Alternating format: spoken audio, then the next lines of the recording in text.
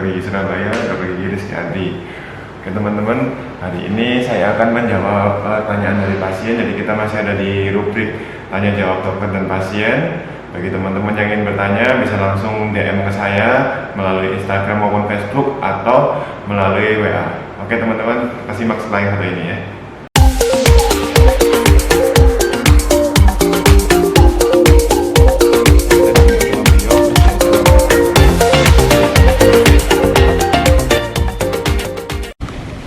Oke teman-teman, sebelum lanjut nonton video dari saya, jangan lupa untuk subscribe, like, and share. Dan subscribe, like, and share-nya dari teman-teman membuat kami lebih semangat lagi untuk membagikan video seputar dunia kedokteran gigi. Selamat menyaksikan. Oke teman-teman, saya mendapatkan beberapa pertanyaan nih dari pasien yang menanyakan tentang gigi palsu. Perlu teman-teman ketahui bahwa gigi palsu itu sebenarnya ada dua macam gigi untuk membedakannya, gigi palsu yang lepasan dan gigi palsu yang permanen. Nah di sini pasien kita ada yang bertanya melalui WA. Pertama, sebelumnya saya minta maaf dokter, saya dari Kalimantan. Kalau saya mau pasang gigi yang permanen bisa tidak? Bisa dipasangnya di tukang gigi Kalimantan saja. Mudah-mudahan dokter bisa membantu saya. Nah, jadi pasien ini tidak bisa hadir ke Surabaya. Jadi dia mau minta saya yang membuatkan gigi, tapi nanti yang mengaplikasikan adalah tukang gigi, oke? Atau ya tukang gigi ya. Nanti kita bisa bahas itu. Terus pertanyaan yang kedua, seandainya saya dicetakkan gigi dan pencocokan warnanya di tempat saya, di tukang gigi saya atau di dokter gigi saya, biar bisa bikin giginya di dokter, karena saya pengennya ke tempat dokter namun terkendala dengan masalah biaya. Jadi pasien yang kedua ini juga berada di luar kota, jadi sehingga kalau dia ke Surabaya pastilah dia memerlukan biaya kos istilahnya untuk transport, maupun kalau dia menginap, dia kalau dari luar pulau atau dari luar kota kan, kalau yang dekat-dekat sekitaran Surabaya mungkin dia bisa PP, tapi kalau misalnya dia di luar pulau kan paling nggak harus nginep di hotel, jadi dia membandingkan biaya kosnya. Jadi teman-teman yang perlu diketahui bahwa gigi palsu ini tidak bisa dibuat oleh orang lain terus diaplikasikan oleh orang lain juga, jadi dua orang yang berbeda. Kenapa? Apalagi yang dimaksudkan mereka berdua adalah tukang gigi, jelas-jelas tidak bisa. Karena apa? Seorang dokter dan tukang gigi ini memiliki perbedaan yang sangat signifikan. Satu, kita sekolah, jadi kita, ya saya tidak tahu ya, ada tukang gigi yang otodidak maupun ada tukang gigi yang sekolah. Misalnya kalau tukang gigi yang sekolah itu biasanya dia tekniker, dia bikin lab, tapi tapi banyak juga yang lab ini dia hanya lab harusnya, tapi dia mengerjakan pekerjaan dokter gigi seperti pembuatan gigi, pemasangan kawat atau behel atau orto.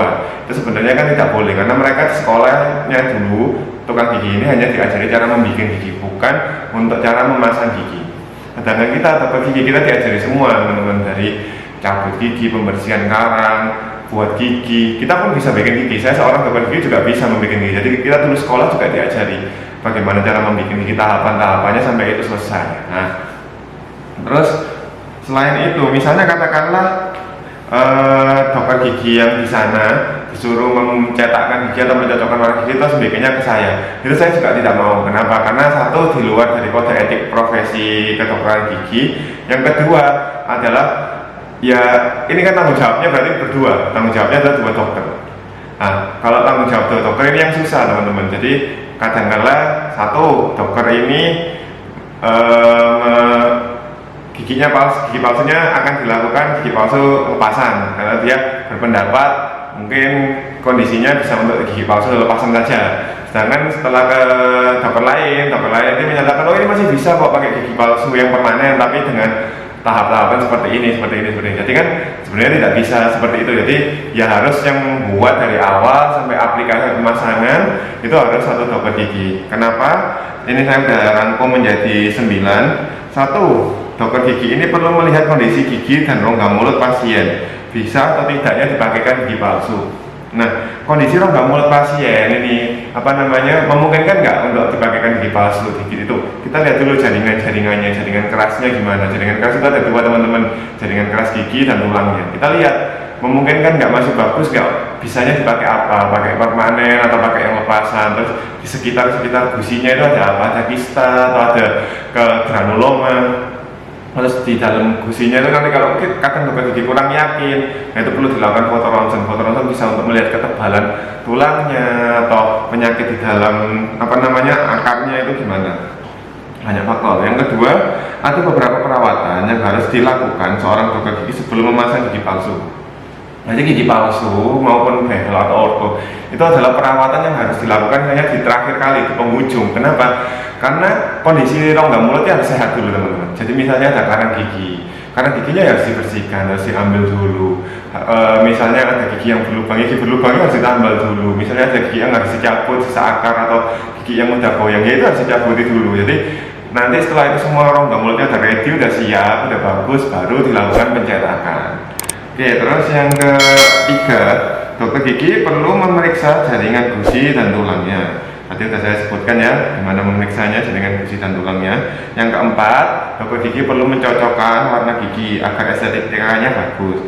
Katakanlah nanti dokter giginya mau nerima dari sana terus dikirimkan cetakan, entah itu cetakan dari mana, terus sambil dikirimkan warna foto giginya. Nah, sedangkan foto antara gigi asli yang kita lihat langsung dengan mata, kasat mata ini, dengan foto yang dikirimkan melalui gigi yang dikirimkan melalui foto, pasti hasilnya berbeda, pasti ada distorsi, ada perbedaan. Nah itu yang nanti kalau diaplikasikan ternyata pasien nanti pasti nggak akan puas, percaya saya.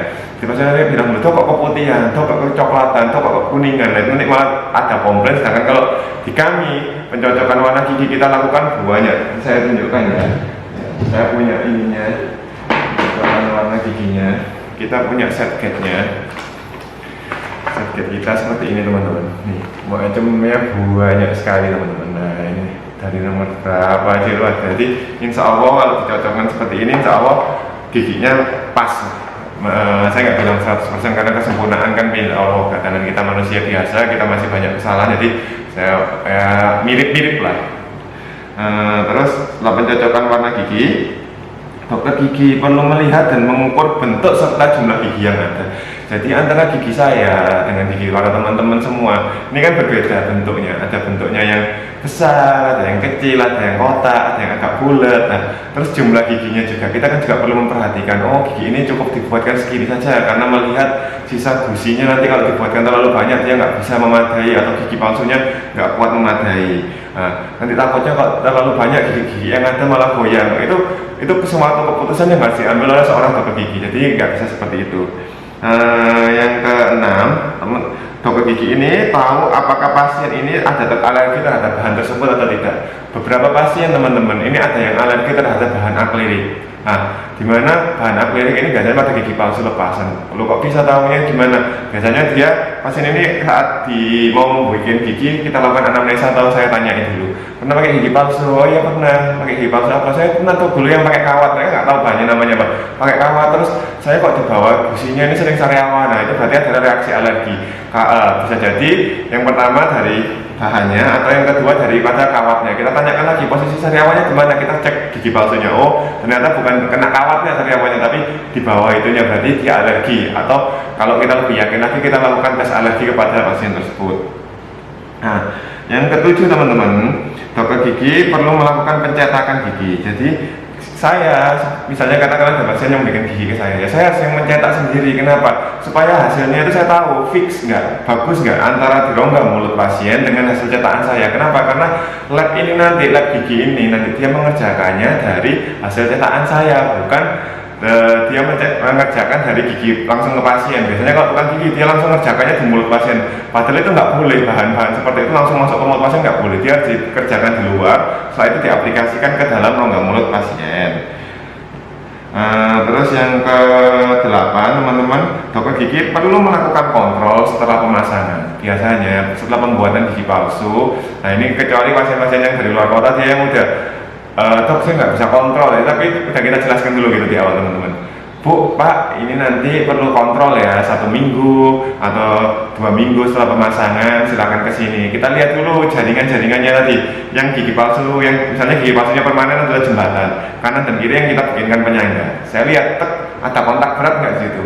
oh ternyata nggak ada kontak berat sama atas kirinya, ya udah aman. Misalnya oh ternyata ada kontak berat dengan gigi atas dan bawahnya kanan kiri, ternyata kita perlu lakukan penyesuaian oklusi, jadi nanti dibenerin istilahnya teman-teman. Terus saya lihat juga jaringan sekitarnya yang saya kasih gigi palsu itu merah nggak, menekan banget nggak, sampai gusinya putih, warna putih, itu semuanya perlu kita perhatikan teman-teman. Nah, terus setelah pelaksanaan gigi palsu dia ada alergi nggak, tiba-tiba dok kok banyak sariawan dok setelah saya pasang gigi palsu. Nah itu juga perlu kita evaluasi. Oke, nah ini yang kesembilan, yang terakhir menurut saya ya teman-teman, dokter gigi ini perlu mengedukasi bagaimana cara perawatan dan penyimpanan gigi palsu.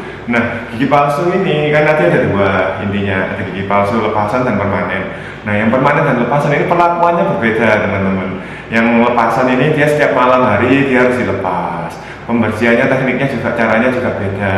Nah, yang lepasan ini nggak boleh terkena odol atau sikat gigi. Jadi membersihkannya ada bahan tertentu. Yang kedua, kalau yang permanen dia bisa dengan odol dan sikat gigi. Cara pembersihannya pun beda, cara kontrolnya nanti beda. Jadi semuanya beda teman-teman.